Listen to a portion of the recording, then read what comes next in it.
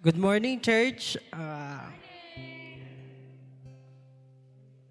Tayo po'y tumayo lahat at magsimula po tayo na magdasal.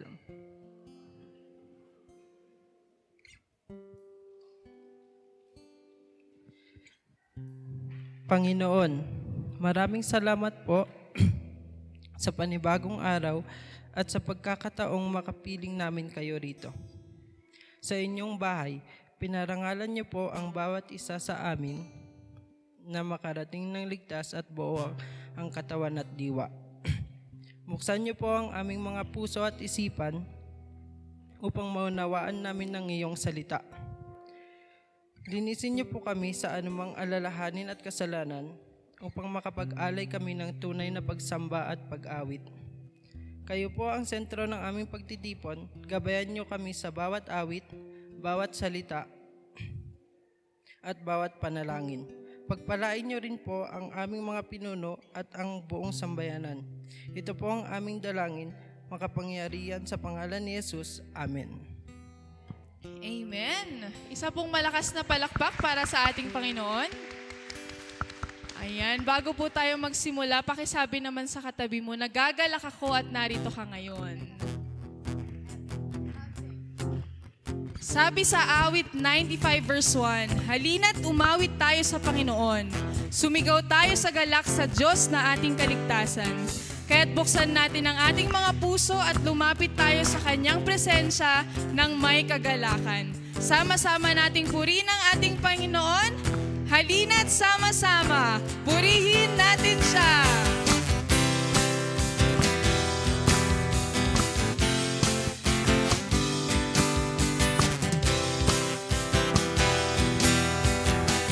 Awitin natin. Halina't sama-sama, purihin natin siya. Halina't sama-sama, awitan natin siya. Ipalakpak! Ipalakpak ang iyong kamay, itaas at ikaway. Lahat ay magsabing, Diyos ay buhay. Muli nating awitin, halina't sama-sama. Halina't sama-sama, purihin natin siya. Halina't sama-sama, awitan natin siya. Ipalakpak ang iyong kamay, itaas at ikaway. Lahat ay magsabing, Diyos ay buhay. Ipalakpak ang inyong kamay. Ipalakpak ang iyong kamay.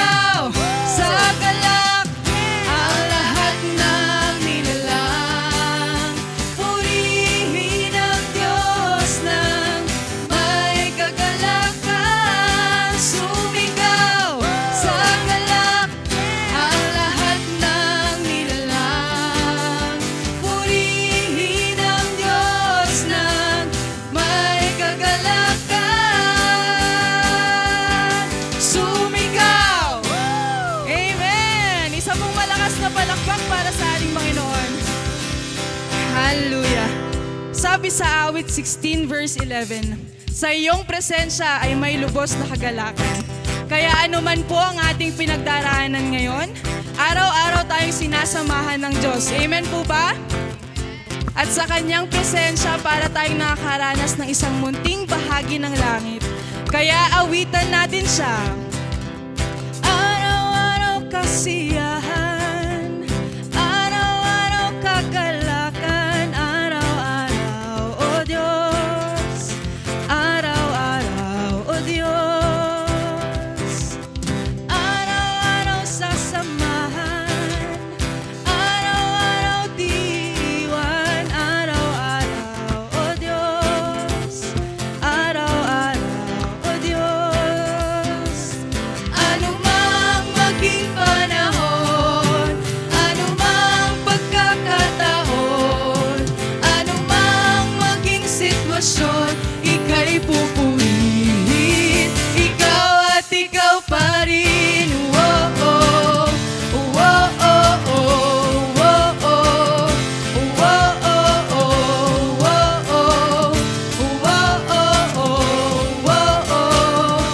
oh, oh, araw-araw kasiyahan, araw-araw kagalakan, araw-araw, O Diyos, araw-araw, O Diyos, araw-araw sasamahan, araw-araw di iiwan, araw-araw, O Diyos, araw-araw, O Diyos.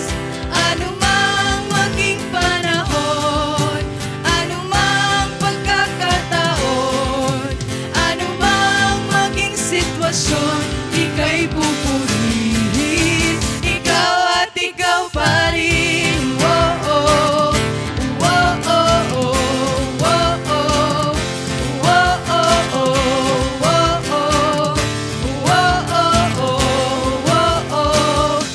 oh, oh, wala kang katulad, o wala kang katulad. Wala kang katulad, wala kang katulad, o wala kang katulad. Awitin natin. Wala kang katulad, o wala kang katulad. Wala kang katulad, o wala kang katulad. Anumang maging panahon, anumang pagkakataon, anumang maging sitwasyon, ika'y pupurihin. Anumang maging panahon, anumang pagkakataon, anumang maging sitwasyon, ika'y pupurihin, ikaw at ikaw pa rin. Oh, oh, oh, oh, oh, oh,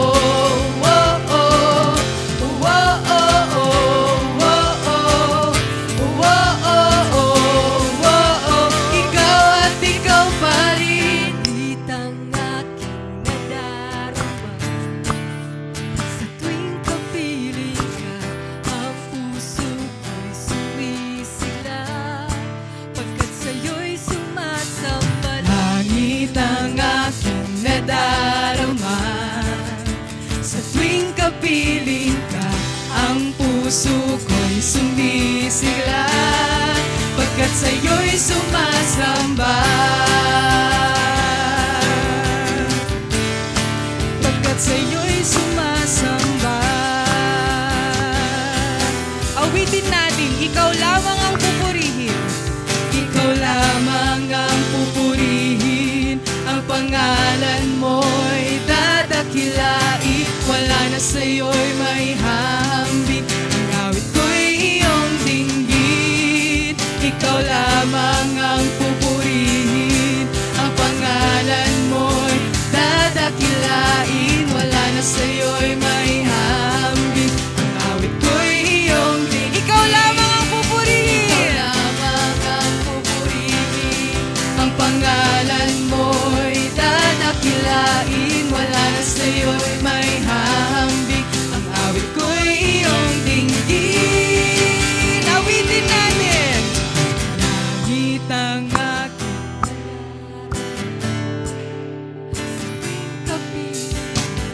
ang puso ko'y sumisigla pagkat sa'yo'y sumasamba. Langit ang aking nadarama sa tuwing kapiling ka. Ang puso ko'y sumisigla pagkat sa'yo'y sumasamba. Pagkat sa'yo'y sumasamba. Pagkat sa'yo'y sumasamba. Hallelujah! Isa pa pong malakas na palakpak para sa ating Panginoon. Amen. Tunay nga po, langit ang nadarama kapag nasa Panginoon po tayo. Amen po. Kaya kapag nakikita natin ang kanyang katapatan, kabutihan at pag-ibig sa ating buhay, mayroon lamang isang tamang tugon, ang sambahin siya. Sabi sa awit 143, dakilang Panginoon at lubos na karapat-dapat. Kaya itaas po natin ang kanyang pangalan at bigyan natin siya ng papuri. Salamat sa dakila mong pag-ibig. Salamat sa pagyakap mo, Ama. Ang presensya mo ang ninanais ko. Ang puso ko ay para lang sa'yo. Awitin natin nararapat. Nararapat ka sa papuri, luwalhati at pagsamba. Jesus, ika'y dakilain, magpakailanman. Nararapat ka sa papuri, luwalhati at pagsamba. Itataas ang ngalan mo, Ama.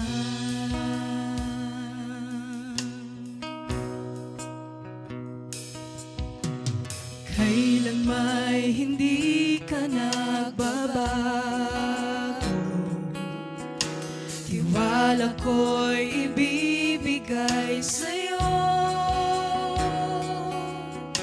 Mga pangako mo, panghahawakan ko, mamamalagi sa kalinga mo. Nararapat ka sa papuri, luwalhati at pagsamba. Jesus, ika'y dakilain, magpakailanman. Nararapat ka sa papuri, luwalhati at pagsamba. Itataas ang ngalan mo, Ama. Nararapat ka sa papuri, luwalhati at pagsamba. Jesus, ika'y dakilain,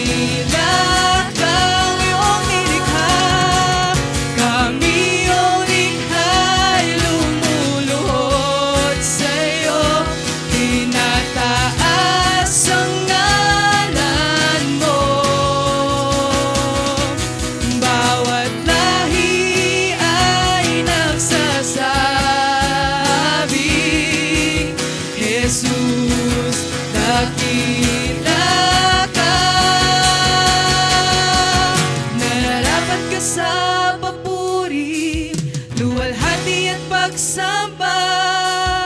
Jesus, ika'y dakilain, magpakailanman. Nararapat ka sa papuri, luwalhati at pagsamba.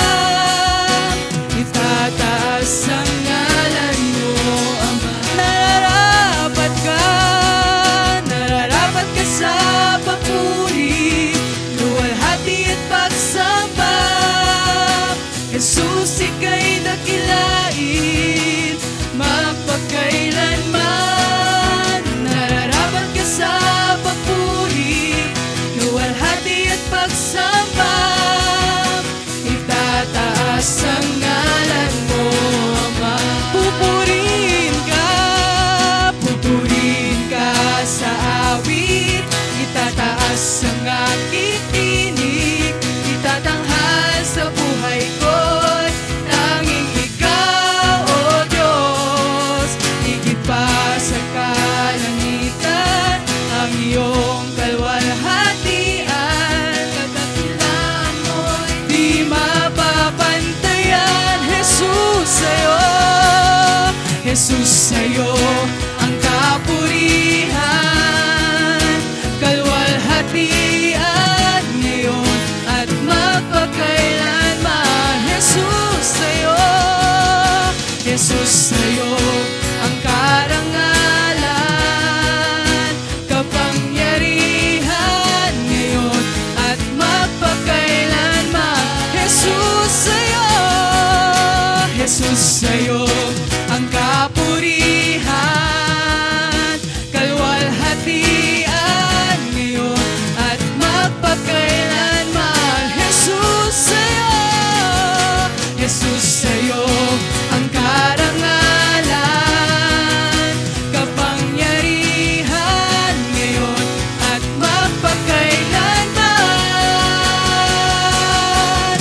Pupurihin ka sa awit, itataas ang aking tinig, itatanghal sa buhay ko'y tanging ikaw, O Diyos.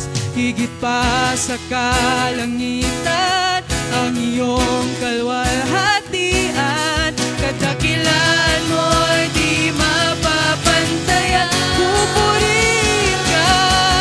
Pupurihin ka sa awit. Itataas ang aking tinig, itatanghal sa buhay ko'y tanging ikaw, O Diyos. Higit pa sa kalangitan, ang iyong kalwalhatian. Kadakilaan mo'y di mapapantayan. Ang iyong nilikha iluluhod sa'yo. Itataas ang ngalan mo. Bawat labi ay magpupuri. Jesus, dakila kang iyong nilikha. Kami iyong likha'y lumuluhod sa'yo. Tinataas ang ngalan mo. Bawat lahi ay nagsasabing, Jesus, dakila ka. Nararapat ka sa papuri, luwalhati at pagsamba. Jesus, ika'y dakilain, magpakailanman. Nararapat ka sa papuri, luwalhati at pagsamba. Itataas ang ngalan mo, Ama. Gawin natin itong panalangin. Nararapat ka sa papuri, luwalhati at pagsamba. Jesus, ika'y dakilain, magpakailanman. Nararapat ka sa papuri, luwalhati at pagsamba. Itataas ang ngalan mo.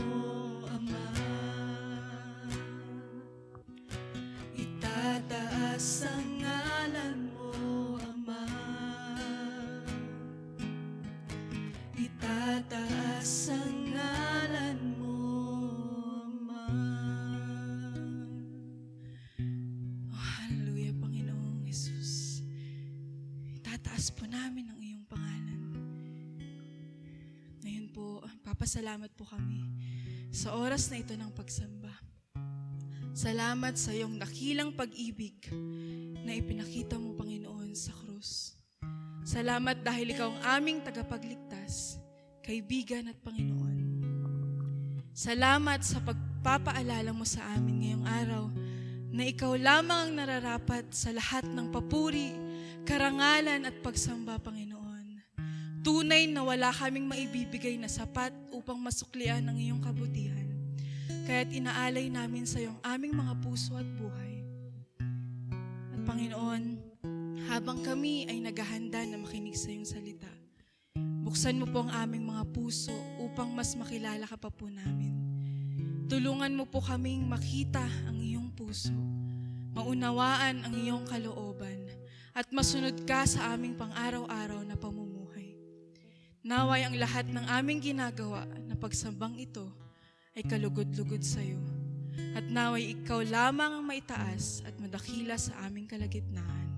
Sa pangalan ni Jesus, aming Panginoon at tagapagligtas, lahat po ay magsabi ng Amen at Amen. Isa pong malakas na palakpak para sa ating Panginoon.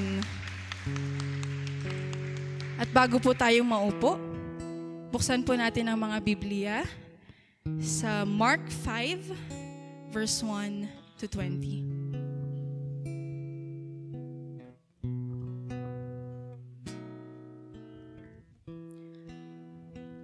Let us all read the healing of a demon-possessed man.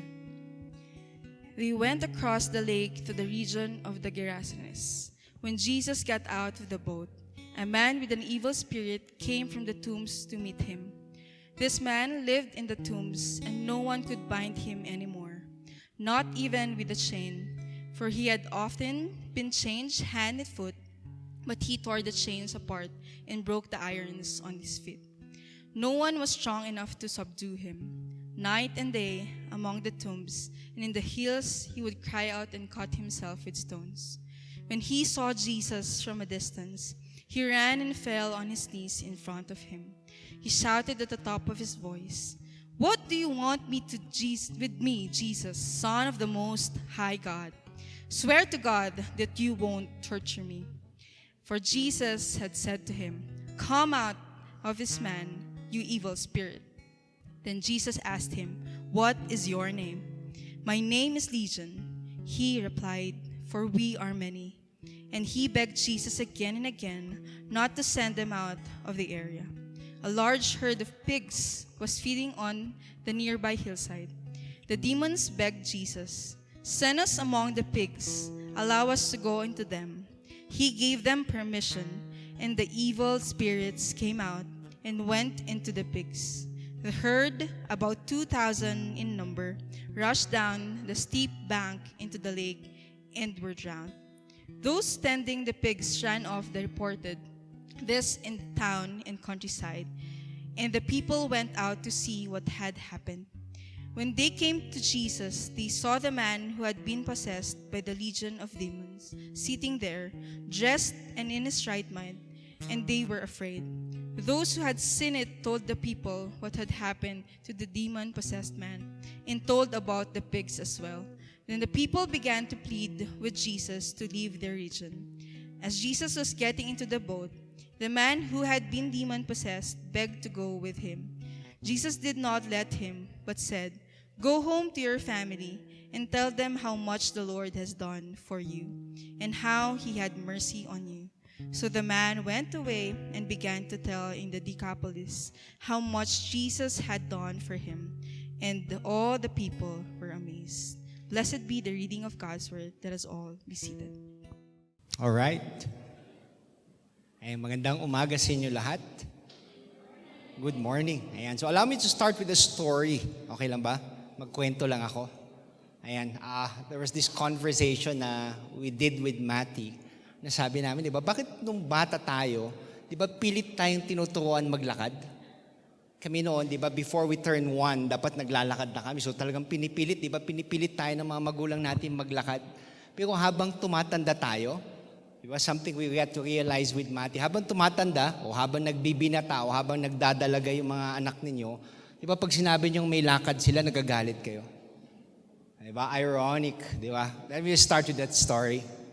For the entire month of June, we'll be looking into this series entitled, This is My Story. Diba? Ito yung pinag-usapan natin.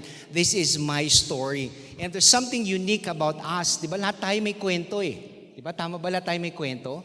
Kapag gagawing pelikula ba yung kwento ninyo? Diba? Ano siya? Action? Comedy? Romance? Yung iba horror? But that's not the question. A better question this morning is, kung gagawing pelikula yung buhay ninyo, si Jesus ba yung bida? O special appearance lang? Just something to think about. Some of our stories are very inspiring. Some of our stories are painful. Yung iba sa mga kwento natin, nakakatawa. Diba? And some are still unfinished. Some stories we would gladly share. Tuwang-tuwa tayong ibahagi sa ibang tao.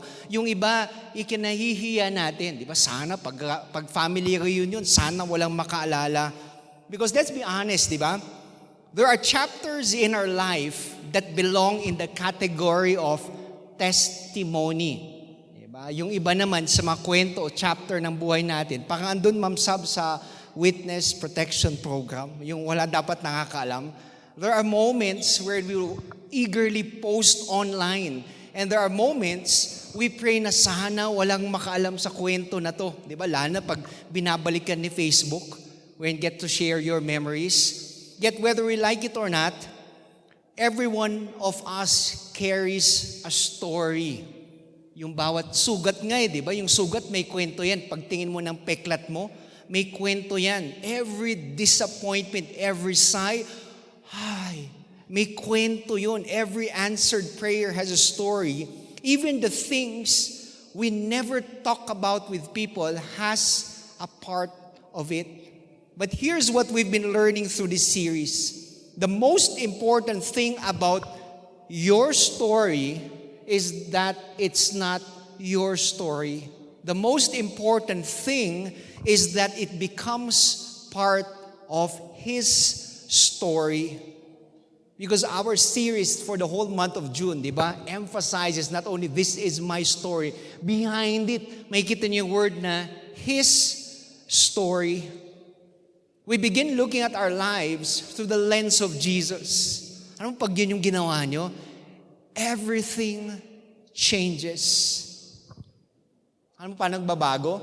Kala natin failure. Yung pala, mayroong binabago lang ang Panginoon sa ating buhay. We thought it was rejection. Pero in the future, we get to see it as a redirection. We thought that it was punishment. But actually, it's preparation on our part. What we thought was the end became the beginning of a new chapter in our life. Because the Bible has never been primarily about great people doing great things. It's about a great God redeeming broken people. And the good news in that is that it includes us. This is one thing that amazes me hanggang ngayon. Habang the whole week I was looking at this passage of Scripture, na-amaze ako di ba? People tend to form a lasting impression within seconds. Di ba, makilala mo lang ng isang iglap, meron na silang maalala. Ito yung laging nakatayo yung buhok, laging late. Di ba, meron tayong lasting impression. Na-amaze ako because it takes years. Take note, it takes years to build your character. But it takes only seconds to build an opinion. Di ba, siguro tayo lahat dito, gifted tayo dun, especially me. We create nicknames faster than we create solutions. Minsan, mas kilala pa nga natin yung isang tao base sa kanilang palayaw. Do you ever remember that? Di ba, kumbaga, alam natin, pag tingin mo, sino sa inyo, merong kilalang kalbo? O better yet, sino sa inyo may kilalang sinungaling? Ayaw nyo magtaas ng kamay, tingnan mo, grabe, di ba? Meron kayong kilalang mataba, payat, mayor, boss, kahit anong palayaw yung ibinibigay. And here's the funny thing, kadalasan, mas naaalala pa natin sila sa palayaw nila kaysa sa tunay nilang pangalan. Di ba? Ano ng pangalan nito? Butchok. Di ba? Pero hindi mo alam yung totoong niya pangalan eh. You know why? Because nicknames can be harmless. It's labels that are not. Yung nickname, yung palayaw, harmless. Pero pag yan yung ginawa mong label sa isang tao, yun yung nagkukos ng harm. Pero take note, what starts as a label suddenly or eventually becomes their identity. What starts as description, di ba? Yung paano mo siya nakilala, ano yung nakikita mong itsura niya, pag yun palagi becomes their identity, what starts as description can become our limitation. What starts as something people say about you can be something people believe about you. And maybe you've heard labels like pasaway. Sino sa inyo pasaway? Lumaking pasaway, lumaking mahina, problem child, disappointment, ayan, average lang, ayan, di na yan naasenso sa buhay. And after hearing those words enough times, this is the dangerous things that happen. You stop questioning the label. You stop questioning the label and you start living it out. Yun naman yung paniniwala nila, di gawin ko na lang. Because people have a way of naming us according to our worst moments. But this way it gets so beautiful. But Jesus has a way of naming us according to His grace. And that brings us to our story for this morning. We meet a man whose name was never mentioned. Nung binasa ba natin kanina, may pangalan ba? May pangalan bang nakinig? Wala, di ba? Walang pangalan. But Mark told us where he lived. Mark told us what controlled him. Mark told us how people feared him. Mark tells us how the society avoided him. Mark tells us how dangerous he was. But Mark never told us his name. Pansin niyo ba yun? Nung binasa natin kanina, yung all 20 verses, not a single name was mentioned. You know why? Because by the time Jesus arrived, everybody knew his alias. Everybody knew his nickname. Everybody knew he is also known as. But his condition became his identity. His struggle became his introduction. His pain became his reputation. And here's the sad part. People no longer saw a man. People no longer saw a man. They saw a label. People no longer saw a person. They saw a problem. And maybe, if you're seated here today, you know exactly what I'm talking about. You know exactly how it feels. Because if we're honest, many of us have walked into church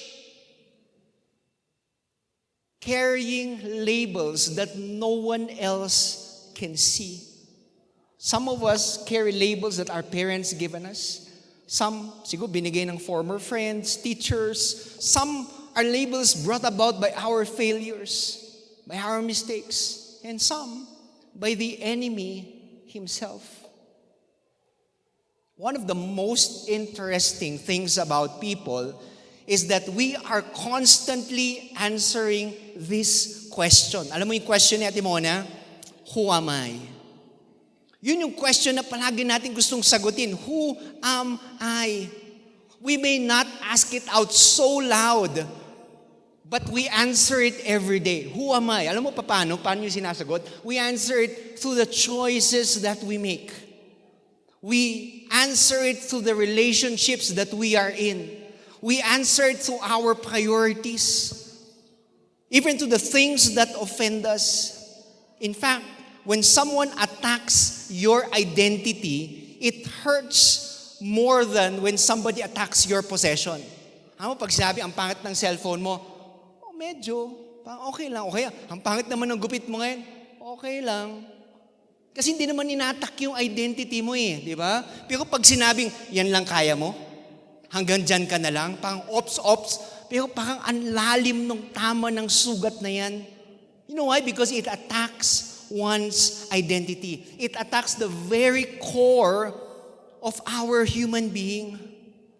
What you believe today, you know why? Because what you believe today determines how you live, determines how you love, determines how you lead, and eventually determines how we respond to God. Going back to our passage of scripture in Mark chapter 5, what fascinates me is that before Jesus deals with this man's condition, he confronts the very issue of his identity. Kung napansin nyo kanina in verse 9 of our passage of scripture, alam mo sinabi ni Jesus? Alam mo sinabi ni Jesus? What is your name? You hear me? Verse 9 of our passage of scripture, Jesus said, what is your name? Last week, kung kasama namin kayo at nakinig kayo, di ba? Last week, pagkatungtong ni Jesus sa puno na yon, hindi na tinanong anong pangalan ni Zacchaeus. He knew exactly his name. Bakit sa pagkakataon nito, tinanong ni Jesus, what is your name? But first glance, obvious naman eh. Alam naman ni Jesus yung pangalan niya, but he wasn't there for information. He was there to reveal something deeper, the heart condition of the man today. You know why? Because the enemy did not just occupy the man's life.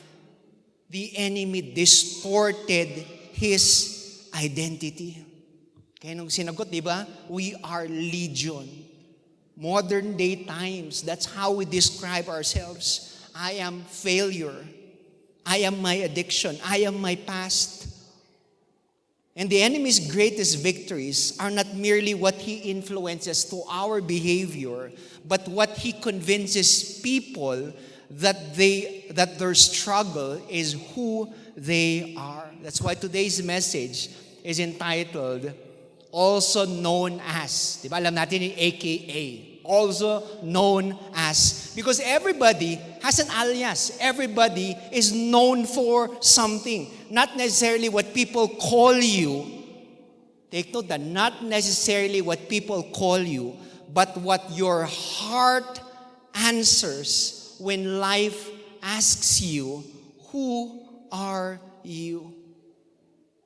For some, it might be their success, it might be their job, it might be shame, performance, rejection. Yung nakakatawa, minsan, mas kilala pa natin yung sarili natin sa problema na pinagdaanan natin kaysa sa ating purpose. So today, ask yourself, diba, who are you when life asks you, who are you? As we get to read today's passage of scripture and reflect upon it, perhaps the greatest miracle in this story is not merely the man who was delivered from demons, but a man who used to forget who he was and then met a guy by the name of Jesus who reminded him who he was. So throughout the message, I'll be introducing to you different names, diba? Also known as, para mas ma-picture natin. So let me begin with the name, the one everybody talks about. A name that everybody talks about. Growing up elementary, di ba? Andiyan yung sisters ko so they can attest that growing up elementary, lahat kami achievers. You know what it means to be an achiever? Is even we graduated with honors. Tas after elementary, high school, take note, high school, science section. First year hanggang fourth year, science section. Wow, believe naman dapat kayo kahit konti lang, di ba? I was president of the class from first year to fourth year. Grabe, achiever to the max. Yabang ko, no? Ayan yun na, ngayon lang naman eh. But I was also the guy who failed the board twice. I was also the guy 2 years ago who got my visa denied. My mom taught in the university, and I was the guy who was always known, yan yung anak ni Mrs. Dizon. Yan yung anak ni Mrs. Dizon na laging nasa SAO. Students Affairs Office. Yan yung natutulog sa labas kapag nalalasing. I was the talk of the town. The one everybody talks about back then. And in Mark chapter 5, we get to enter the scene very slowly. Kasi pagbasa natin kanina, Mark didn't rush very quickly. Nasabi niya, biglang may possess, pinagaling ni Jesus, tapos na agad yung kwento. He wants us to feel every verse. How I love where each event in the Bible is not accidental. How gustong-gusto ko, sinasadya yung bawat pagkakataon, bawat kwento sa Biblia, it was there for a reason. Let me start. Para magandang, di ba yung last week, sabi niya, Jesus said that he had to pass through Jericho. He had to pass through Jericho because he had to meet a guy by the name of Zacchaeus. Sinasadya. He was so intentional. And today in our passage of Scripture, the one you read a while ago, parang asan dyan yung sinasadya?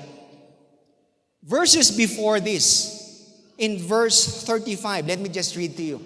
Chapter 4, verse 35. The day when evening came, he said to his disciples, Jesus said to his disciples, let us go over to the other side. Hindi nila Paka yun, hindi nila Rota yun.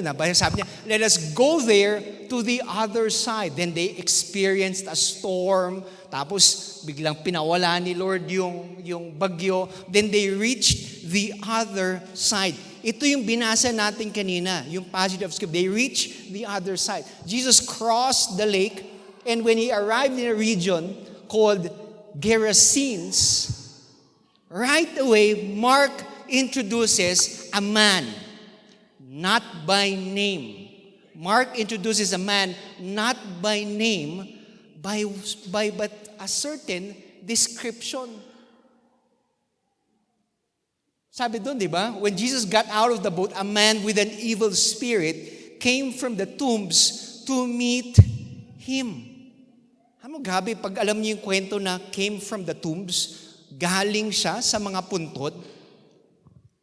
I heard a joke that said, hanap ako ng puntod mo. Yung pala, buhay ka pa pala. Anyway, that phrase, yung phrase na came from the tombs, is not just about location. It was something about culture. Kasi sa Jewish culture, yung graves, yung mga kabaong, you were deemed spiritually unclean pag may hinawakang kapatay. Ano pa kaya pag nakatira ka dun sa libingan? So people wouldn't go there. Kaya ganyan, di ba? Hindi pinupuntahan ng mga tao yung lugar na yun. Jews, you would never see a Jew go there. Parang yun yung off limits. Avoid at all cost. Hindi talaga nila pupuntahan yun. But Mark doesn't stop there. He says that this man lived in the tombs. No one could bind him anymore, not even with a chain. No one could bind him anymore. Sabihin, hindi lang minsan. There was repeated attempts. There was more than one-time intervention. This was a community that tried again and again to help him, to control him, to give physical restraint. And Mark adds in verse 4, for he had often been chained hand and foot, but he tore the chains apart. Yung chain dito wasn't symbolic. It was literally chains. Yun yung sinabi nila, di ba? Ibig sabihin, they were literal tools used to restrain those considered dangerous and mentally unstable. Sa church, wala naman nakakadena sa inyo, di ba? Imagine nyo, pag mayroong nag-church dito, tapos bigla nakita nyo, katabi nyo nakakadena, matutuwa ba kayo? Sasabihin nyo, uy, kumusta? Hindi. Di ba? People were in chains. They weren't unstable. Kaya sila kinakadena. So you can just imagine this guy. Kinadena nila, pero pilit siyang nakakawala. Let's pause on those, and then let's proceed to verse 5, which gives us the climax of his condition. Night and day, among the tombs and in the hills, he would cry out and cut himself with stones. Let's pause there. Diba? Tingnan natin. Night and day, among the tombs and in the hills, he would cry out and cut himself with stones. Night and day. Ibig sabihin, continuous yung suffering niya. There was no emotional relief. There was no, okay ako sa ngayon, bukas hindi ko sure kung okay ako. He cried himself out night and day. He cut himself. This was self-inflicted pain. That's why he shouted, di ba? Siguro grabe yung vocal expression niya of torment. In other words, this wasn't just behavior. There was something inside of him happening na nagmamanifest towards the outside. That's why the community's response is not dialogue, but it's avoidance. Walang nagsabi sa passage of scripture, kumusta na kaya si pare? Ano kaya nangyayari sa kanya? Wala namang lumapit sa kanya na, uy, we're here for you. Walang ganun eh. Yung phrase nila, let's stay away. Keep your distance. And by the time you reach the point of this story, the man has an identity. Yung 5 verses, the man already has an identity. Take note, not given by Jesus, but given by the society. The one everybody talks about. Siguro ako, pagsasama, AKA, yung baliw. AKA, the crazy one. Yun yung bansag para sa kanya. AKA, yung demon-possessed. Not because that is who he is truly, but because that is the easiest label people can agree upon when they no longer understand his pain. You see, when people cannot understand your pain, alam mo gagawin nila? They would label you. Mas madali kasi yun eh. And here's the tension Mark wants us to feel. Before Jesus speaks to him, before ever Jesus heals him, before ever Jesus delivers him, everybody already thinks they know who he is. He became the person everybody talks about. And when this happens, healing becomes harder. Not because God is limited, but because people stop seeing the person and only see the label. The first thing we notice in our passage of scripture is that nobody speaks about the man as a person. Meron ba? Nobody speaks about the man as a person. They only describe his problem. He lives among the tombs, he breaks chains, he screams, he cuts himself. Nakita niyo yung pattern? Everybody knew his behavior, but nobody knew his pain. Everybody knew his behavior, but nobody knew his pain. Everybody saw what was wrong with him, but take note that nobody asked him, what happened? So here we see a man, not as a man with a future, but a man with an alias, also known as demon-possessed, the crazy one, baliw. And yet unknowingly, this is exactly the kind of story Jesus walks towards. Jesus didn't walk away. He walks towards this story. And here is where it gets so personal. Most of the time, we don't actually respond to people. We respond to what we think we see. Take note, we react to behavior. We react to their tone. We react to their silence. We react to attitude. We even react to awkward moments. But rarely do we pause long enough, take note, to understand their story. Sa totoo lang, this is where we fail. Ang bilis natin mag-conclude sa tao eh. One moment you see a couple misunderstanding, you see a couple fighting. Tapos that misunderstanding can turn into a permanent label we have in our minds.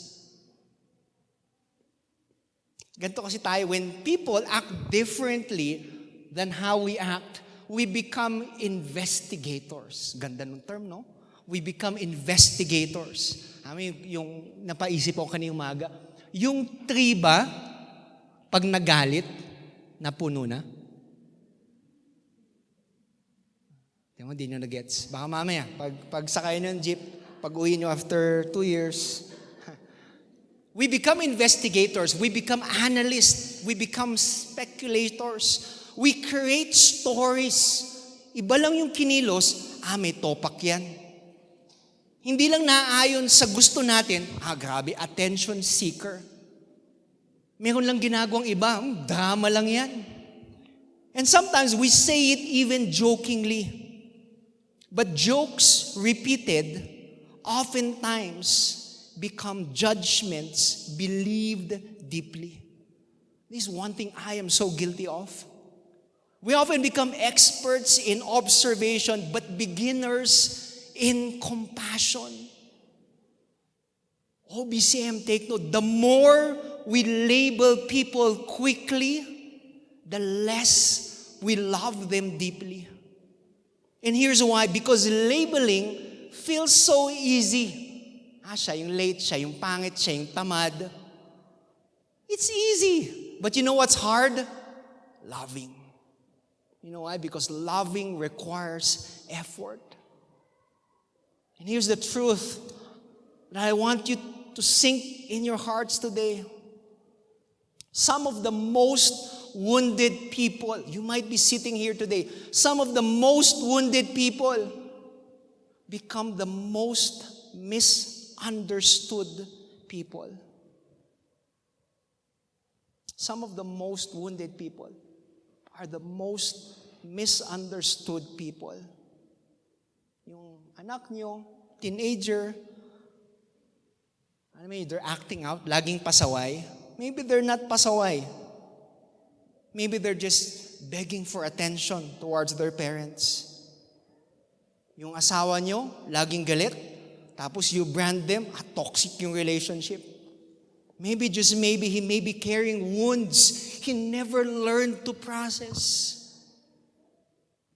May estudyante kayo, di ba? Perfectionist. Grabe yung bata yun, OA. Maybe they're just too terrified of disappointing everyone again. And the church member, who all of a sudden, di nyo na nakikita. Ba't di natin nakikita yun? Di ba? Siguro nagrebelde. Siguro nag-backslide. Maybe they're just tired. Maybe they're overwhelmed. Maybe they're quietly losing their strength. What looks like behavior is oftentimes burden trying to speak. Take note na, the man a while ago wasn't in the graveyard. Buhay pa siya. Take note, buhay pa siya. But the graveyard, the tombs, was inside of him. Imagine sleeping dun sa sementeryo day and night.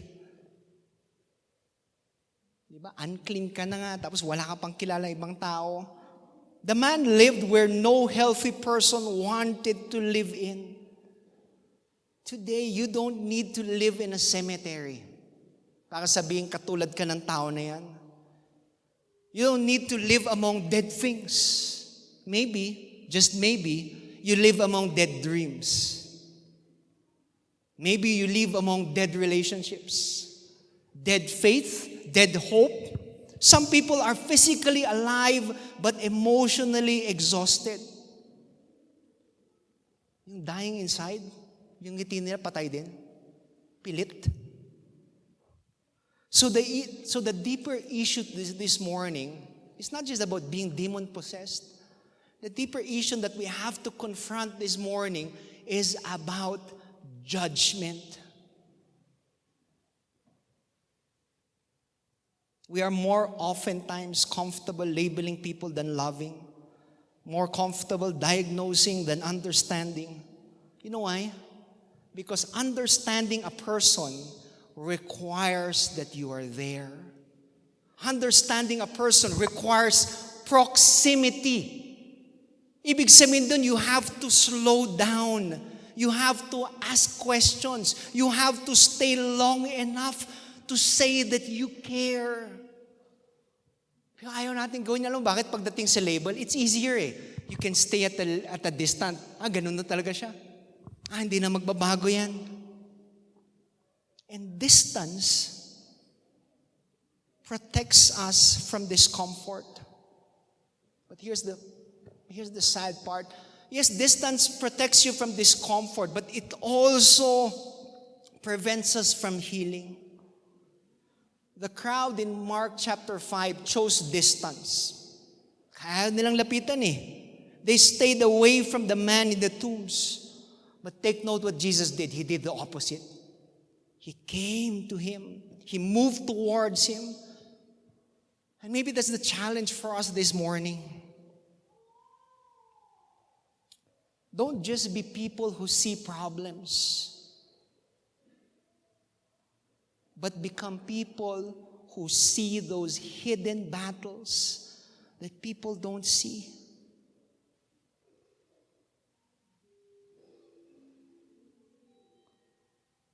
Because the difference between judgment and compassion is not what you see. The difference between judgment and compassion is not what you see. The difference between judgment and compassion is how close you are willing to go. So probably the question better to answer is, what unseen battle is raging inside the people around me today? Ano ba nakikita ko sa kanila? Do I see their pain? Or do I just see their problem? Kadalasan kasi mas madaling makita yun yung problema. Pero hindi natin tinatanong, bakit ganyan siya? Ano kayang kwento meron yan? Bakit siya malungkot? Bakit siya galit? Bakit di siya namamansin? Bakit wala siya ngayon? So maybe we have to stay long enough to care for other people. The second alias or AKA I want to leave you today is the one who forgot his name. There were seasons in my life, in my journey, where I had to go through a process more than once. Ibig sabihin, I have to take it again, I have to prepare again, I have to try again and again and again. And in those moments, it was easy for me to listen to an internal voice that tells na, hanggang dyan ka na lang. Lahat, umaasenso na, ikaw na lang hindi. Lagi na lang ikaw yung huli. Baka, hindi ito talaga para sa'yo. Which made me think, di ba, mga pagkakataon na yun, which made me think, ano ba talagang gusto ko sa buhay? Ano ba plano talaga ni Lord para sa akin? But here's where what God kept correcting in me, that I am not my timeline. I am His assignment here on earth. And this is where the story takes a crucial turn. Because in verse 6, something shifts. Ito yung shift, how people got to see Him, how being the talk of the town to someone who forgot His name. Take note, when he saw Jesus from a distance, he fell on his knees in front of Jesus. Ako, this is very important eh. Yung narrative na ito, nung nakita ni si Jesus, agad-agad niyang ginawa, tumakbo siya papunta kay Jesus. And take note, he fell on his knees. Walang hi, hello. Drin. You know what that means? It means urgency. It meant desperation. And ironically, this was siguro the first time that he ran towards a person. Kasi lahat ng tao galit sa kanya eh. Di ba? Lahat ng tao takot sa kanya. But this was the instance that he ran towards a person. And notice something strange. The same man who could not be chained. Take note, yung binasa natin kanina, lahat ng posas, babaliin niya, is now kneeling to a guy. Dati hindi na makontrol. Ngayon, nakaluhod. Kahakap ng isang tao. Because it was not change. It was not the community. It was not isolation.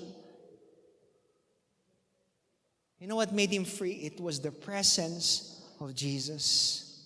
Then he shouted at the top of his voice, "What do you want with me, Jesus, Son of the Most High? Grabe no? Kahit yung mga demonyo, kilala si Jesus. Imagine nyo, tayo pa kaya? Tayo mga Christian, then we don't know, we don't recognize who Jesus is. But here's where it takes a turn. He recognized Jesus, but he did not recognize himself. Tapos yung next line, sabi niya, in God's name, do not torment me. In God's name, do not torment. Alam mo ba't natatawa ako dyan? You in God's name, do not torment me. The man who lived in torture, pag binasa natin kanina, all his life he was tortured. All of a sudden, takot siyang ma-torture. Di ba parang lumalangoy ka buong buhay mo, tapos ngayon takot ka sa tubig? Parang ironic, no? His whole life was lived in torture. Tapos biglang sabi niya kay Jesus, do not torture me. Dapat sanay na siya. Dapat manhid na siya. But when he came to Jesus, he said, do not torture me. You see, when his fear exposed something deeper. There was something hidden that was not visible by the naked eyes. Then Jesus asked this beautiful question. Verse 9, I want you to remember this. He said, what is your name? He said, what is your name? This is one of the most powerful questions in Scripture. And Jesus is not asking because he lacked information. He is asking because he wants to confront the identity of this person. Then the demon-possessed said, we are legion. Yung legion kasi is not a random word. Sa Roman military, this word legion was used. It signified thousands of soldiers. Ibig sabihin, the meaning itself, yung word na legion, it represented occupation. Thousands of soldiers, it represented control. Imagine mo, 1,000, mahigit na 1,000 na sundalo. It signified an overwhelming presence. But here's the deeper insight. The man does not answer with, I am blank. But he answered, we are legion. Because when identity is lost, when your identity is lost, your individuality also disappears. And that is what sin and brokenness do often. They don't just break a behavior, they fracture your identity. The man who once had a name now speaks like a crowd inside one body. And honestly, if we're not careful, we can relate to this more than we admit. Some people today introduce themselves not by calling, but by their condition. Pagod ako eh. I'm tired. I'm a failure. I am my past. I'm a mistake. Parang yun na yung nagiging username natin sa buhay. And here's the transition truth for this text. Before Jesus delivers the man, before he removes the demons, before the miracle becomes visible, he first confronts the identity of this person. He wasn't just the one everybody talked about. He was the one who forgot his name.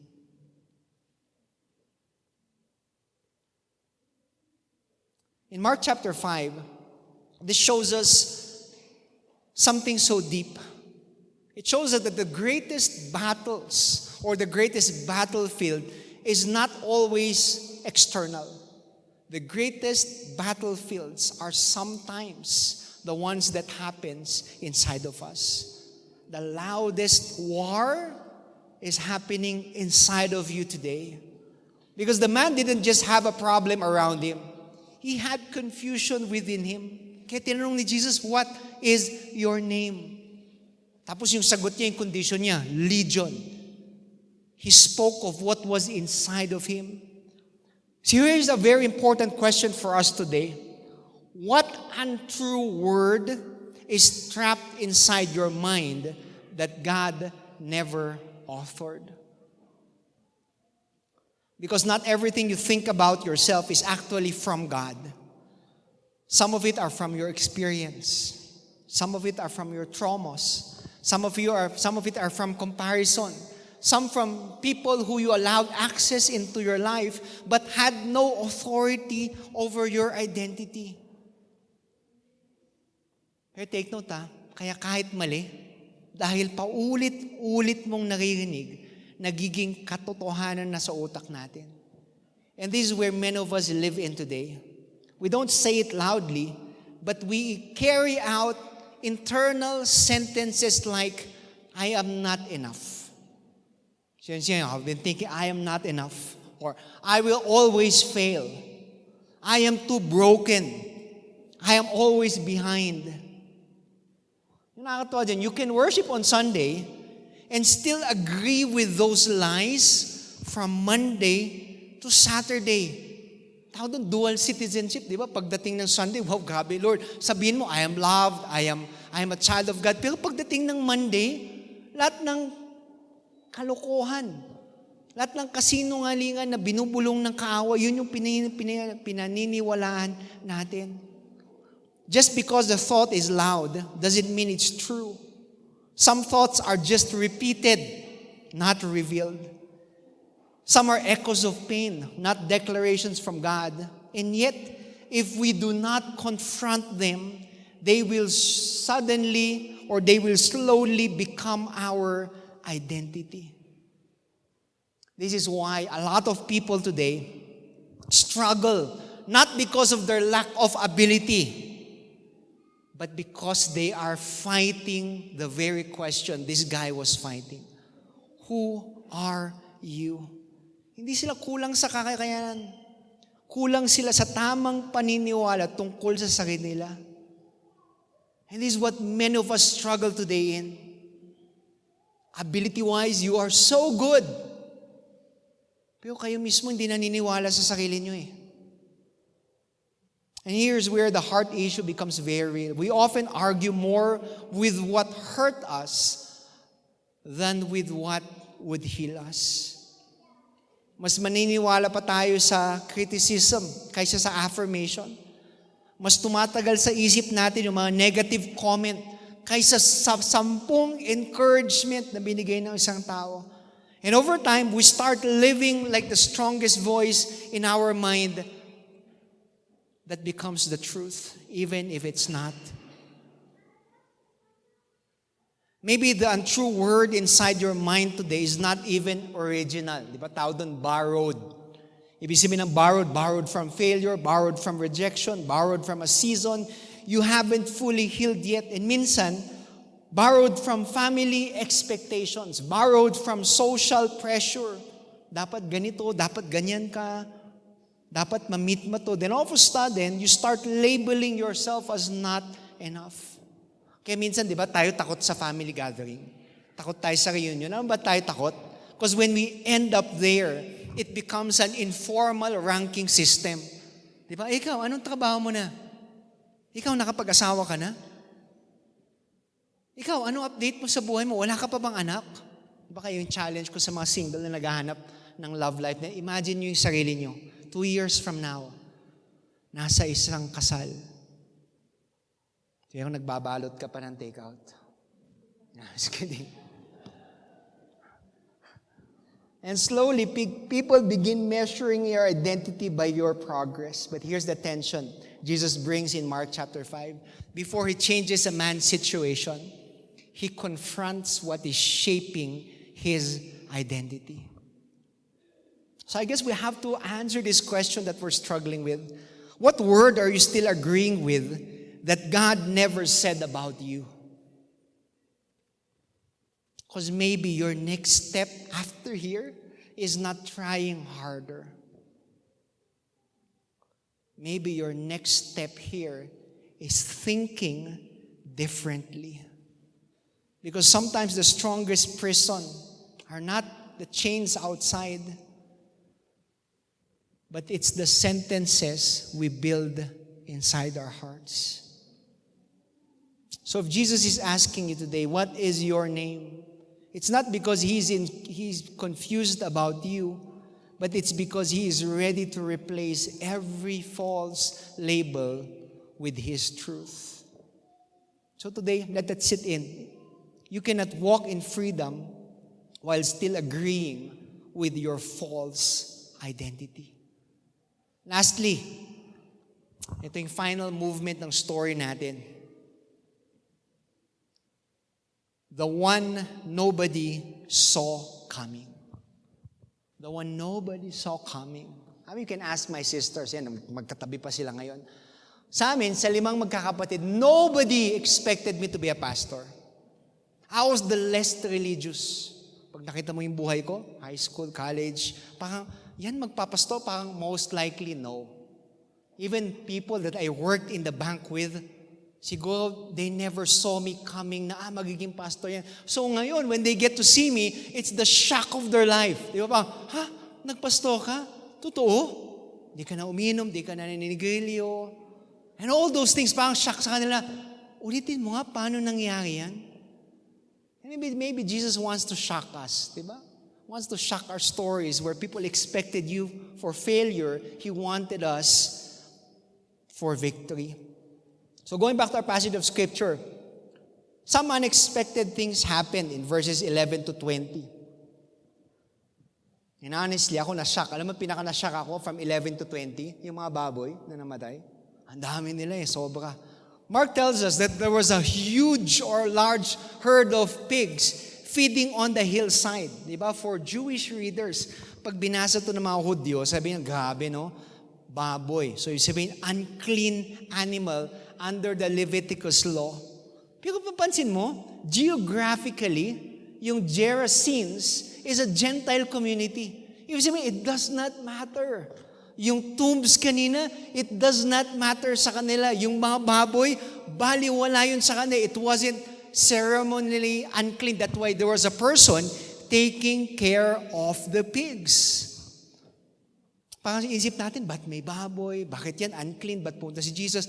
Take note, nung pumunta si Jesus doon, it was a Gentile community. And take note, this is what the demons said. The demons begged Jesus. Sabi niya, send us to the pigs so we may enter them. Diba? Sabi naman, nagmakao, doon na lang kami sa mga baboy. Kaya ang dami, no? Legion. So, isa pa yun, mga libo-libo din mga baboy. Lilipat doon yung mga demonyo. Now, pause for a moment. Ano nangyari nung lumipat yung mga demonyo sa baboy? They all died. Nalunod sila. Take note, What the enemy enters into, this is scary, and I want you to be scared. What the enemy enters into, eventually destruction will follow. If you allow always Satan to enter your life, ano yung next doon? Alam ko na, destruction. It's given. But dito ako natuwa Di ba?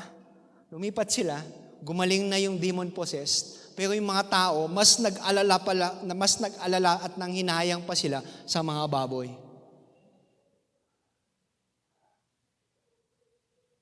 Di ba? Di pa kayo natatawa nun?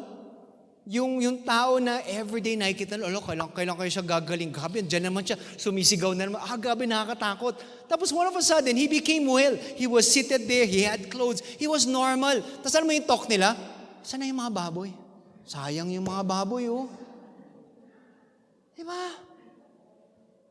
And we laugh about it.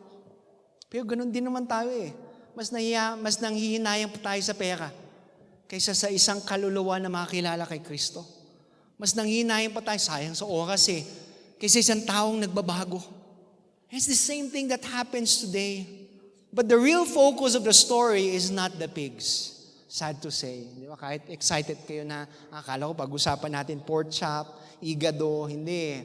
The real bida ng kwento, or the real focus on the story is not the pigs, it's the man called Jesus. Verse 14 says, the people ran and reported what happened. And when they came to Jesus, they saw the man who had been possessed. Take note of these 3 things. He was sitting, he was dressed, and he was in his right mind. Sitting, ibig sabihin nun, hindi na siya restless. He was dressed. Ibig sabihin, may dignity na siya. He was in his right mind. His identity was restored. But instead of celebrating, the people reacted with fear. Ano sabi nila? Pinalis nila si Jesus. Natakot sila eh. Parang ano mo nangyayari? And isn't that interesting? They were more comfortable with the man possessed than with the man transformed. And you would experience that pag may kaibigan, may family member kayo biglang nagbago. Di ba tanong, parang hindi ba sila natutuwa at nagbago ka na? Parang, totoo? Sige nga, bili ka nga ng isang 4x4, patunayan nga natin. Di ba we're so comfortable. Mas gusto pa natin yung tao na old version kaysa yung new version na nakikita natin sa harapan natin ngayon. You know why? Because transformation disrupts systems. And sometimes people are more comfortable managing dysfunction than encountering change. Verse 18 brings us to the turning point. Jesus was getting into the boat. Then the man who had been demon-possessed begged him to go with him. And honestly, who wouldn't? Diba? Si Jesus na to eh. Chance ko nang sumunod kay Jesus eh. Yun yung very first instinct natin pag pinagaling tayo. Jesus, I'm coming with you. Kung saan ka man, dun din ako. I will carry your bag. I will bring your charger. I'll bring your Bible. But notice what Jesus said. He said no. Di ba sabi ni Jesus no? Hindi niya pinayagan. Take note nung yung mga demonyo nag-request kay Jesus na doon na lang kami sa mga baboy, sabi ni Jesus, good. Pero itong tao na to, binago ni Lord, sabi ni Lord, no. Bakit kaya, di ba? Ever wonder bakit kayo? Irony of the story. Jesus said, go to your own town and tell them how much the Lord has done for you and how He has mercy on you. Take note, OBCM family. Most of the time, Jesus doesn't take you away from your world, but He sends you back fully transformed. And here's where the final identity emerges. So the man went away and began to tell in the Decapolis how much Jesus had done for him. All the people were amazed. You know why the one nobody saw coming? Ako pag tinitignan ko, he was the first missionary. The first missionary towards the Decapolis. Yung ibig sabihin ng Decapolis, it means 10 cities. Kaya Decapolis, 10 cities. Yung sabi ni Lord, bumalik ka lang sa mga tao mo, yung mga taong kauri mo. You know what He did? He didn't only go to His city. He went to the neighboring cities, the 10 cities. He became a messenger. He became a witness. He became a missionary. He became the man nobody saw coming. Imagine mo, 10 cities. Some of the most powerful moments in history did not begin with the crowds, but they began with individuals changed by Jesus. Sila yung mga dating loko-loko, sila yung mga dating, delikado yan, sila yung mga dating, lumayo ka dyan. Sila yung mga yun, naririnig mo, wow, binago ko ni Jesus. Your past may have labeled you, but your encounter with Jesus would always redefine your assignment. So if Jesus can turn a tomb-dwelling man into a missionary of 10 cities, imagine na lang yung kayang gawin ni Jesus sa kwento ng buhay mo. So when we reach the end of Mark chapter 5, the transformation is clear. Diba? He was healed. He was restored. He was sent. But what is often missed out here is this. Jesus did not just heal him for personal relief. Hindi niya pinagaling para, okay ka na. But Jesus gave him a public story that was driven out of his pain. In other words, what once was hidden in the tombs became a testimony in the 10 cities. And here's what we are to think about this morning. What untold testimony is unlocked inside your past that God wants to release?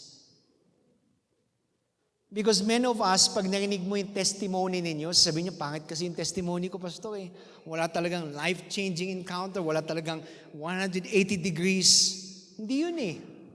Lahat tayo may kwento eh. We're just withholding that story. We have chapters that God already redeemed, but we still keep them sealed because nahiya kasi tayo eh. Or probably natatakot tayo, baka mapahiya tayo. Lagi na lang yung testimony natin nasa draft mode. Nasa draft mode sa puso natin. Nakasave sa private life natin. Never posted, never shared, and never declared. And this is where the heart issue becomes very real. Some of us treat our past like something God saved us from, but not something God can use through us. We always say, Lord, salamat, natapos na yung pinagdaanan ko. But God is telling to you today, yes, tapos na. Pero hindi pa tapos yung purpose niyan sa buhay mo. A healed story is never shared. Ano mo nangyayari doon? Nagiging wasted testimony. Because what God delivers, He also intends to declare through your life. Alam mo yung patunay? We always say na yung phrases na past is past. May word na, hindi, kwento mo, hindi, past is past. Okay, wag na natin pag-usapan yan. Ay, gabi, nakakahiya kasi eh. Pero kadalasan yung nakakahiyang chapter sa buhay ninyo, yun pala yung pinaka-powerful na pwedeng gamitin ni Lord. Take note not for your breakthrough, but for someone else's breakthrough. Guess what? Sino magmi-minister sa mga dating manginginom? Yung taong matino? O yung dati ring manginginom? Sino magmi-minister sa taong babaero? Yung taong hindi pa nagpapakasal? O yung taong dating babaero?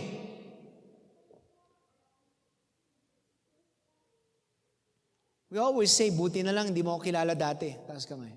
You ever hear that word? Buti na lang, hindi mo ako kilala dati.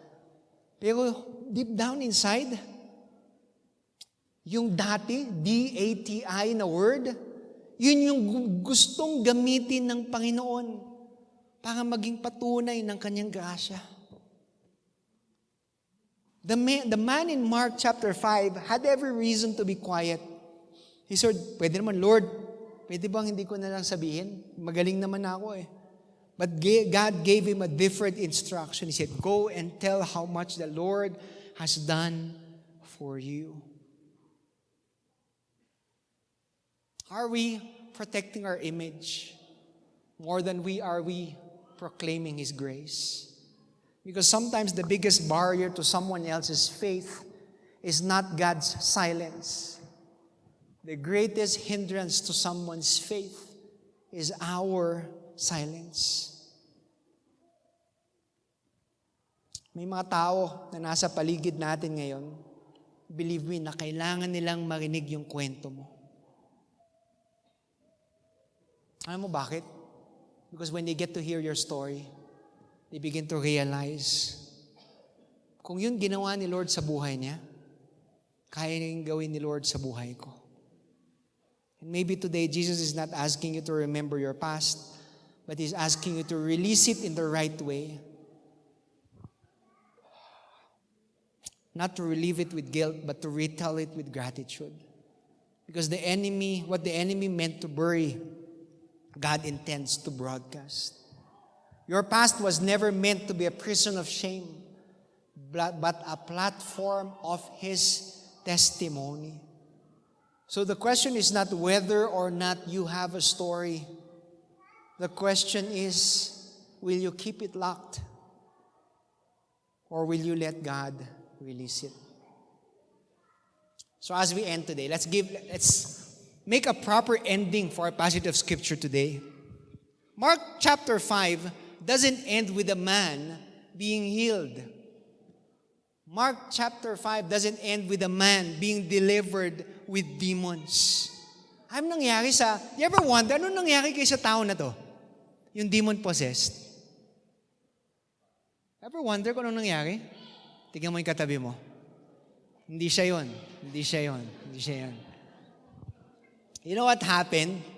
I'm so overwhelmed with stories in the Bible. Tapos lagi kong tinatanong, ano kaya nangyari sa kanya? Nagpatuloy kaya siya? This is where it makes it also visible in our next passage of Scripture. In Mark chapter 7, verse 37, it says, He has done all things well. Mark 7:37 says that Jesus has done all things well. Anong relate nito, Pastor? Mark chapter 5, our passage of Scripture today. Tas we jump over to Mark chapter 7. You know what happened? 2 chapters, pero ang dami nangyari. Part of which is, nung umalis si Jesus, He came back. He came back in Mark chapter 7. If you read there, He came back to a place called the Decapolis. Sounds family? He came back to the place called Decapolis. Take note ibig sabihin, ito yung area ng demon-possessed. In Mark chapter 5, it ended with the people saying, umalis ka na lang. Kasi nakakatakot si Jesus, umalis ka na lang. But in Mark chapter 7, you know what happened? When they saw Jesus, they welcomed Him. When they saw Jesus, they brought lame people, they brought blind people, they brought deaf people to Jesus.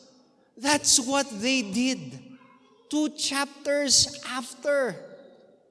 Then all of a sudden, towards the end, in Mark chapter 7, verse 37, biglang sinabi nila doon sa 7:37, then they said, people were overwhelmed with amazement. He had done everything well. And they said, He even makes the deaf hear and the mute speak. Nakita yung pagbabago ng mga tao dito? Take note, we're talking not only of a handful of people, we're talking about 10 cities dito. Yung dati ayaw nila kay Jesus. Huwag kang lumapit. Jesus, pang-aw mo na, umalis ka na. And now all of a sudden, after 2 chapters, they welcome Him.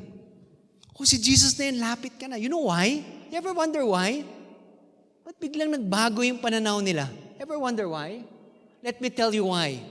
Because there was a man who shared his story about how Jesus changed him. There was this former demon-possessed man who lived in the tomb, who shared about Jesus. There was this man, AKA, who everybody talked about, who shared about Jesus. There was this man who forgot his own name, who said, I am Legion, who shared about Jesus. And there was this man who nobody expected to become the first missionary in that Decapolis area who got to share about Jesus. That is why when Jesus returned, people welcomed Him. People knew who He was. And people said, He has done well. He has done all things well.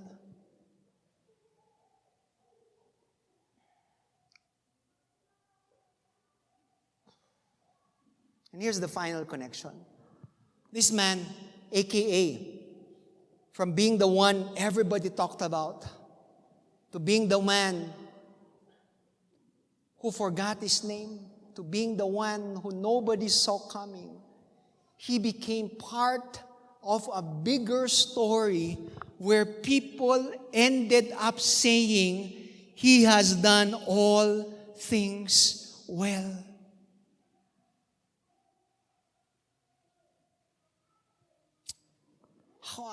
I'm so amazed with this verse. What if your story, as you sit down here today, what if your story becomes the very reason somebody gets to meet Jesus?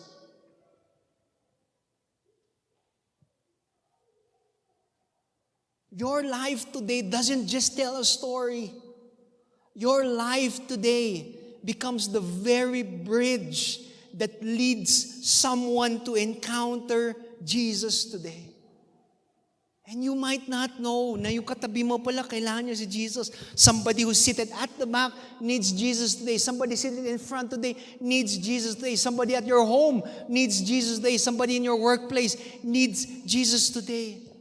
But if you remain silent today, that person would not come to know Jesus.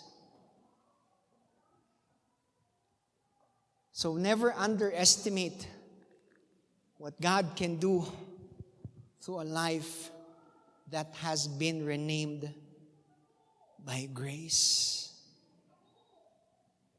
So here's the challenge of this story. What name are you still responding to that Jesus already removed? Or probably what label are you still agreeing with that heaven already rewrote? Or what past are you still protecting that God has already redeemed? Maybe the invitation this morning is simple, but deeply confronting. Stop living like a footnote in your own story when God has already written you into purpose. So the question is not whether He can change your story, because He can. The question is, will you answer to the old name, AKA, or will you finally believe the new one He gives you this morning? So as we close today's message, Mark chapter 5 is not just a story to admire, but it's a mirror to examine ourselves.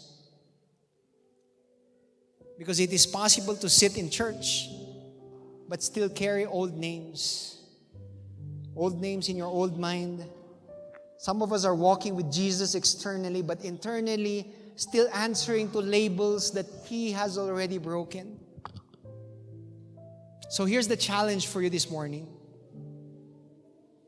What names are you still responding to? Talunan? Not enough? You're not chosen?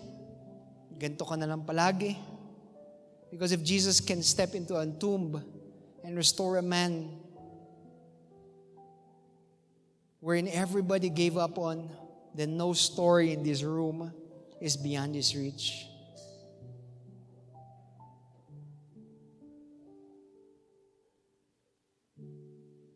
Today, stop rehearsing what hurt you already and stop receiving His grace. If you're that person here today and realize, Pastor, I've been living under an AKA that God never gave me. Maybe it was something spoken over your life. Maybe it was something that's shaped by a failure. Maybe it was formed through pain. Maybe ikaw mismo yung nag-label sa sarili mo. But today, desire to be that person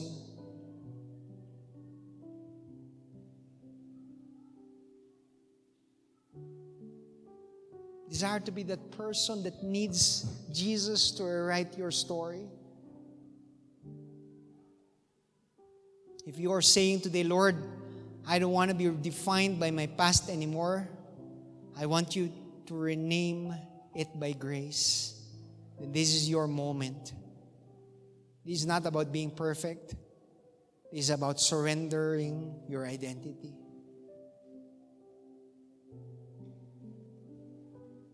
So if that is you today, whether you're right here today or watching in your screens today,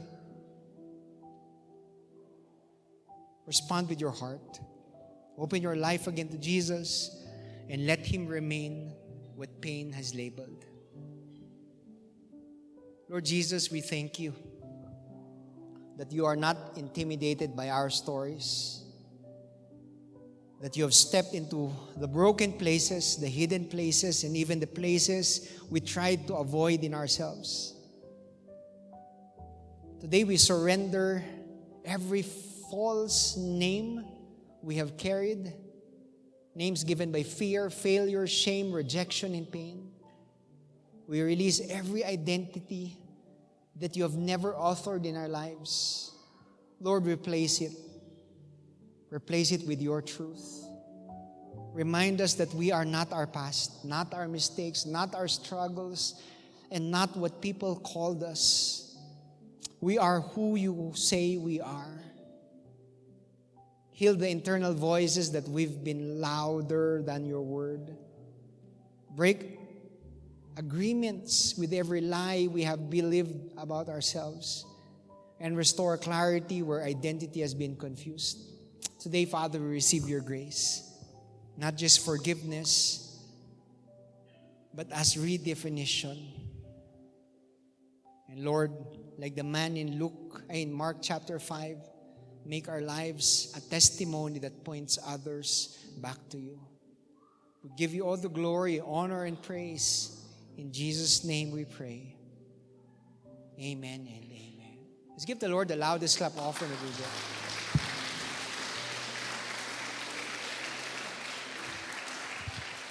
Before we close this service, I want to gently bring you to the table of God. Because everything we heard in Mark chapter 5 is not only a story of deliverance, but it's a story that ultimately points to sacrifice. The freedom that man experienced in the tomb came at no cost to him, but it was never free. It was pointing forward to the one who would pay the ultimate price so that identity can be restored not just for this person, but for all of us. This morning, communion reminds us that Jesus does not rename us with words, but rather He restores us through His body and His blood. Every label that shame tried to attach, every accusation that guilt tried to hold, and every identity that sin tried to lock in place, it was all addressed at the cross. So as we prepare our hearts for communion, we don't come as people who have it all together, but we come as people who have been renamed by grace, restored by mercy, and covered by the finished work of Jesus. As we hold the bread and cup later, we are letting go of old names. Because at the table of Jesus, there are no longer demon-possessed, no longer forgotten ones. There's only redeemed, restored, and loved. So church, let's prepare our hearts as we come to the Lord's table together.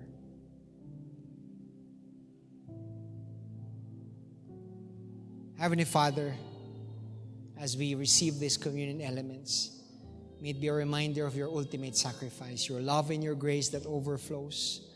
We ask for forgiveness. And today, O Lord Father, make us whole.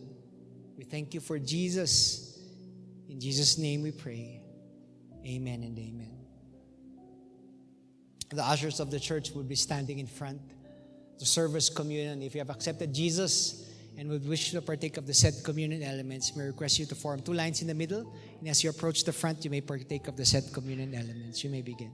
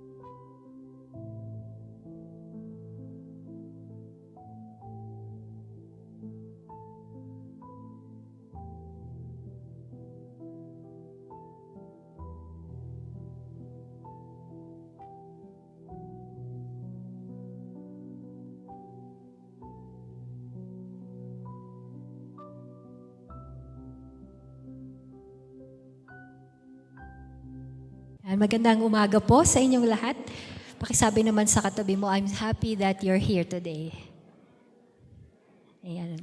So magandang umaga po ulit sa ating lahat. Bago po natin ihanda ang ating mga tithes and offering, I just want to share a verse that has been a beautiful anchor in my life, and it is found in Proverbs 3, verse 9, which says, honor the Lord with your wealth, with the first fruits of all your crops. You know, habang ginagawa ko po to, looking back, since bata pa po ako, I was already made aware of the importance of giving to God.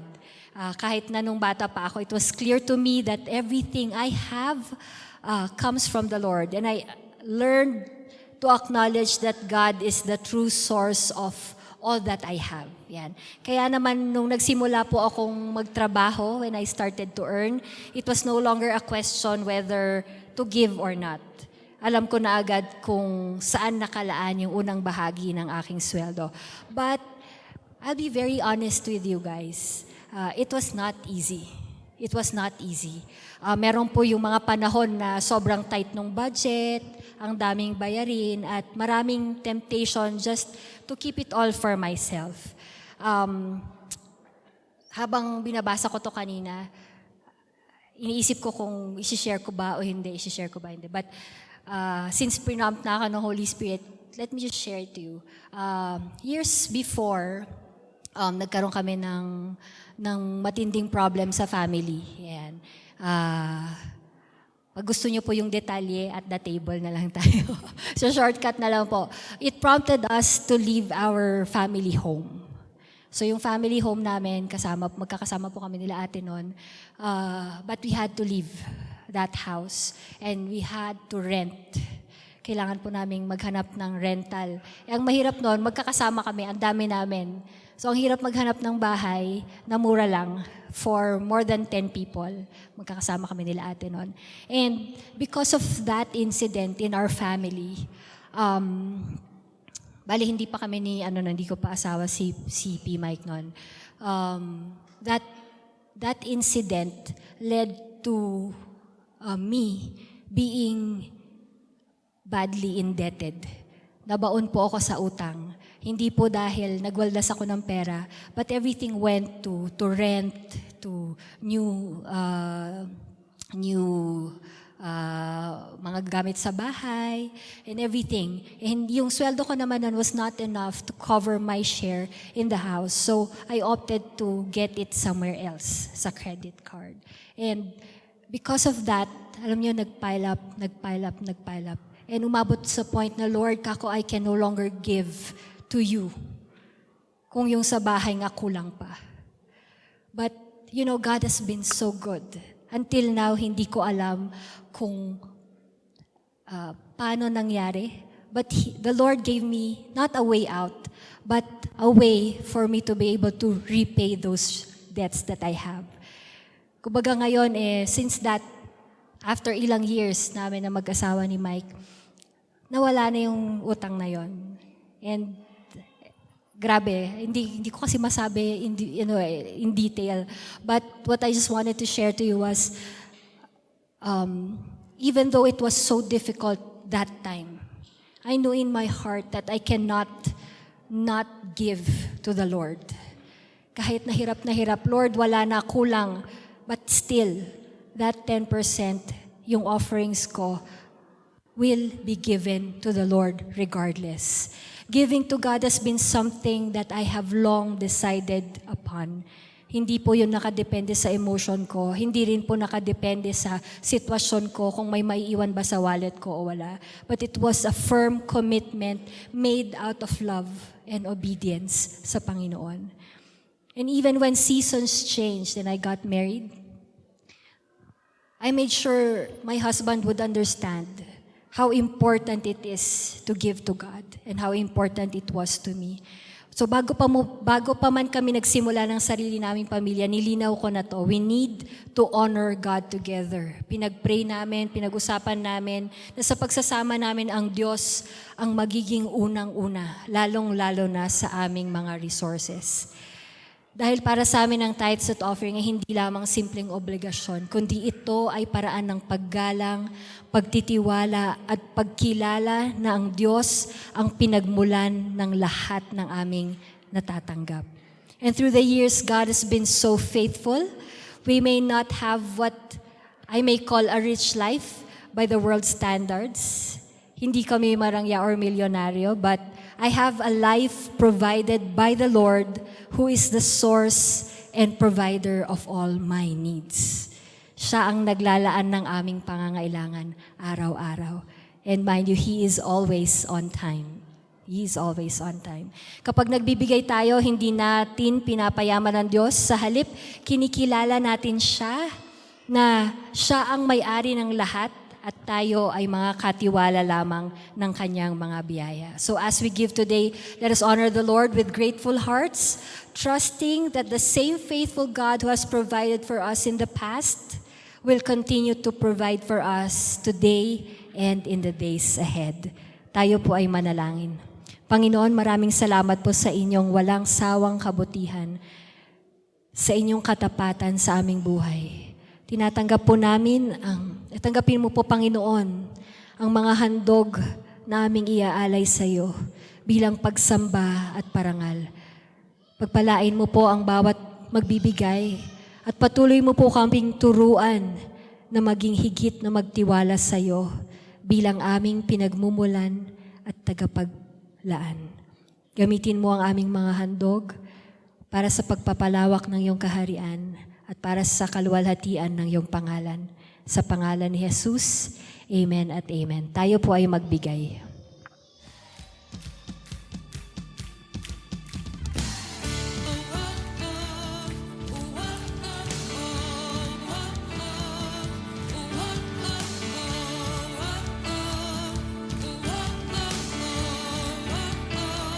All right, let's all stand up as we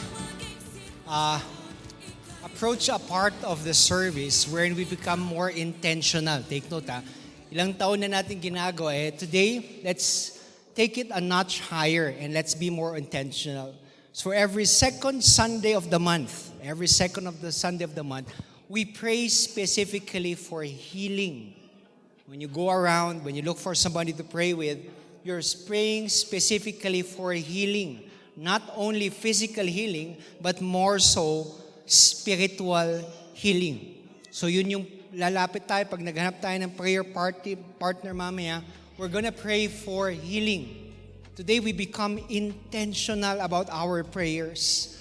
It's been intentional. We're not just performing a religious moment.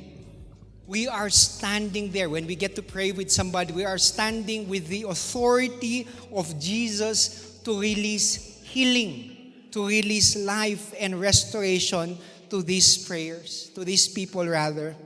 Some of you who are about to pray for people who are tired, people who are broken, people who have been going through a lot, fighting battles that they cannot see. So this morning, do not pray small prayers. Do not pray safe prayers. But pray with faith that God still hears. He still heals. He still restores. And He still reaches in. So as you prepare, as you pray for one another, to believe it in your heart, and we are about to see miracles in the coming months, believe it in your heart that heaven is not far. The power is not lacking here on earth. That Jesus is still present. Now as you step in, as you pray for one another, not in your name, but in His name. And today as we get to pray for one another, we get to watch what God can do to people whose hearts are surrendered towards Him. So look around and look for somebody to pray with. Diba? Intentionally praying for them. Specifically healing and restoration in their hearts. Alright? So look around. Tingin niya kayo. If you need special prayers, just raise your hand. Or better yet, at the end of the service, diba? We can pray for you.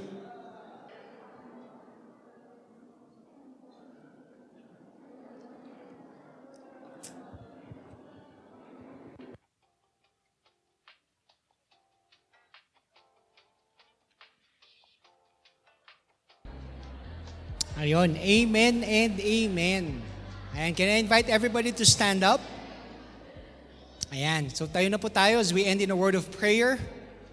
And so later on, if you need prayers regarding healing, so the pastoral team, mga pastors ng church na to will be standing in front, then you can just approach them and we would be very much happy to pray for you guys. After the service, we'll be standing here in front Tapos kung kailangan nyo yung prayers, just come in front. Alright? So let's end in a word of prayer. Let's just raise our hands towards the heaven and just declare His goodness and faithfulness towards our lives. Heavenly Father, we praise and thank you that you are a God who heals, who restores, and who calls us by name. Lord, we thank you that our identity is always tied up towards what you have done and what you are continuously doing in our lives. I pray that the love of God, the abounding grace of His Son Jesus, and the constant fellowship of the Holy Spirit be with you all. Go in peace to love and serve the Lord, and all of God's children would say, Amen and amen. God bless. Keep safe.